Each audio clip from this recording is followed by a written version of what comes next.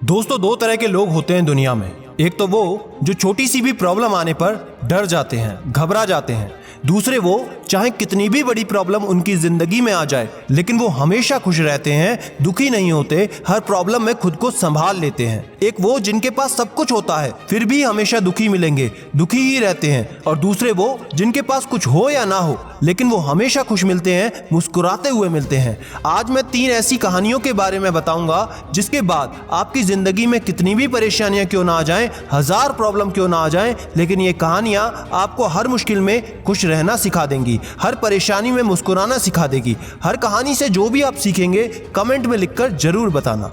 तो पहली कहानी, एक फकीर देश की यात्रा करने के लिए निकला। जब रास्ते में रात हो गई तो वो एक व्यक्ति के घर जाकर रुका। उसका नाम आनंद था और आनंद ने फकीर की खूब सेवा की। दूसरे दिन आनंद ने फकीर को एक उपहार देके विदा किया। फकीर आनंद की सेवा से बहुत खुश हुआ और उसे दुआएं देने लगा कि भगवान करे तू दिनों दिन बढ़ता ही रहे। फकीर की यह बात सुनकर आनंद हंसने लगा, कहने लगा, अरे फकीर, जो भी अभी है वो भी नहीं रहने वाला। फकीर आनंद की तरफ देखता ही रह गया। कुछ वर्षों के बाद फकीर फिर से आनंद के घर आया और आकर देखा कि सारी संपत्ति, सारी दौलत, सब कुछ खत्म हो गई है। उसे पता चला कि आनंद अब किसी बड़े जमींदार के यहाँ पे नौकरी करता है। फकीर तभी आनंद से मिलने गया। उस आनंद ने इतने बुरे हालातों में भी खुश होकर उसका स्वागत किया। झोपड़ी में फटी चटाई पर बिठाया और खाने के लिए जो सूखी रोटी उसके लिए थी वो उसने उस फकीर को दे दी। दूसरे दिन जाते समय फकीर की आंखों में आंसू थे। फकीर कहने लगे, हे भगवान, तूने ये क्या कर दिया। आनंद फिर हंसा और कहने लगा, अरे फकीर, ईश्वर हमें जिस हाल में रखे हमें खुश रहना चाहिए, उसे धन्यवाद देना चाहिए। समय हमेशा बदलता रहता है और सुनो, ये भी नहीं रहने वाला। फकीर सोचने लगा कि मैं तो सिर्फ भेष से फकीर हूँ लेकिन सच्चा फकीर तो तू है आनंद। कुछ वर्षों के बाद फिर से वो यात्रा पर निकला और आनंद से मिला। देखकर हैरान रह गया।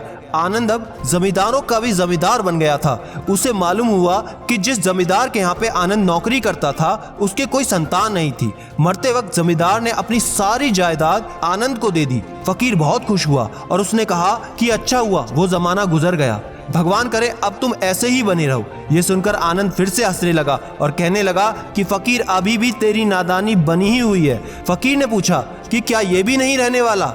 आनंद ने उत्तर दिया, हाँ, या तो ये चला जाएगा या फिर इसे अपना मानने वाला चला जाएगा। यहाँ पर कुछ भी हमेशा रहने वाला है ही नहीं, और अगर कुछ भी शाश्वत है तो वो है हमारी आत्मा, हमारे मन की शांति, हमारे मन का सुकून, और बाकी जो कुछ भी है वो हमेशा रह ही नहीं सकता। फकीर ने आनंद की बातों को बहुत ध्यान से सुना और वापस चला गया। फकीर कुछ सालों के बाद जब वापस उसी गांव से गुजरा तो आनंद का वो महल तो था लेकिन उसमें आनंद नहीं था। उसमें कबूतर गुटरगू कर रहे थे क्योंकि आनंद अब इस दुनिया में नहीं था। वो फकीर मन ही मन सोचने लगा कि ये इंसान जिन चीजों के लिए परेशान रहता है, दुखी रहता है, वो हमेशा रहने वाली है ही नहीं। ये कहानी हमें शिक्षा देती है, जब भी हमारी ज़िंदगी में मुश्किलें आएं तब हमें ये सोचना चाहिए कि इससे पहले जो ज़िंदगी में मुश्किलें आईं, मुसीबतें आईं, क्या वो हमेशा रहीं, क्या वो हमेशा रुकी। जैसे आज तक सारी मुश्किलें आकर चली गईं, वैसे ही ये मुश्किल जो अभी आई है वो भी आकर चली जाएगी। दूसरी कहानी में एक व्यक्ति मरने वाला था, मृत्यु के बहुत करीब था। उसने अपने बेटे को चांदी से भरा हुआ एक थैला दिया।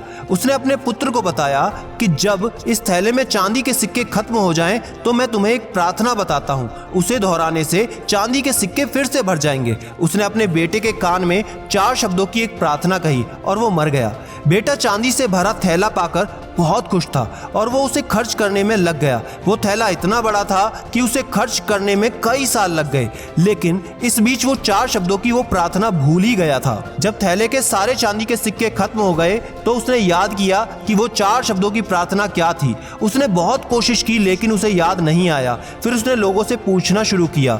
उसने पड़ोसी से पूछा कि तुम क्या ऐसी प्रार्थना जानते हो जिसमें सिर्फ 4 शब्द हों। पड़ोसी ने कहा, हाँ, मुझे 4 शब्दों की प्रार्थना मालूम है कि ईश्वर मेरी मदद करो। ये सुनकर उसे लगा कि ये वो शब्द नहीं है, मेरे पिताजी द्वारा बताए गए शब्द कुछ अलग थे।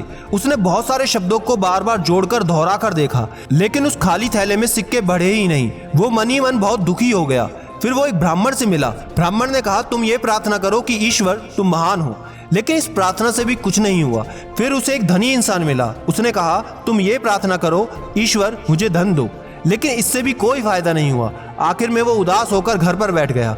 फिर एक भिखारी उसके दरवाजे पर आया और उसने कहा कि सुबह से मैंने कुछ नहीं खाया है, खाने के लिए कुछ दे दो। उस लड़के ने बचा हुआ खाना उस भिखारी को दे दिया। भिखारी ने खाना खाकर ईश्वर से प्रार्थना की, हे ईश्वर तुम्हारा धन्यवाद। वो लड़का अचानक चौंक गया और चिल्लाने लगा। यही तो वो 4 शब्द थे। उसके ये 4 शब्द दोहराने से कि हे ईश्वर तुम्हारा धन्यवाद, उसका खाली थैला फिर से चांदी के सिक्कों से भर गया। ये कहानी भी हमारी जिंदगी से जुड़ी है। वो खाली थैला हमारी जिंदगी है और वो चांदी के सिक्के हमारी खुशियां हैं। जब तक हम अपनी जिंदगी में शिकायत करते रहते हैं, परेशान होते रहते हैं, तब तक हमारी जिंदगी के खाली थैले में वो खुशियों के सिक्के आते ही नहीं। लेकिन जब हम सारी शिकायतों को छोड़कर उस ईश्वर को धन्यवाद करते हैं, प्रकृति को दिल से धन्यवाद करते हैं, शुक्रिया अदा करते हैं, तो हमारी जिंदगी में भी खुशियों के सिक्के भर जाते हैं। याद रखना एक बात को, जो इंसान हमेशा शिकायतों में बना रहता है वो कभी खुश नहीं रह सकता। जो इंसान हमेशा धन्यवाद के भाव से बना रहता है वो इंसान हमेशा आपको खुश मिलेगा। उस इंसान की जिंदगी में आपको शांति और सुकून हमेशा मिलेगा। तीसरी कहानी, एक चिड़िया ने खेत में अपना घोंसला बनाकर उसमें अंडे दिए। उसमें समय आने पर 2 बच्चे निकले। चिड़िया दाना चुगने के लिए रोज जंगल जाती और इस बीच उसके बच्चे वहां पर अकेले रहते थे।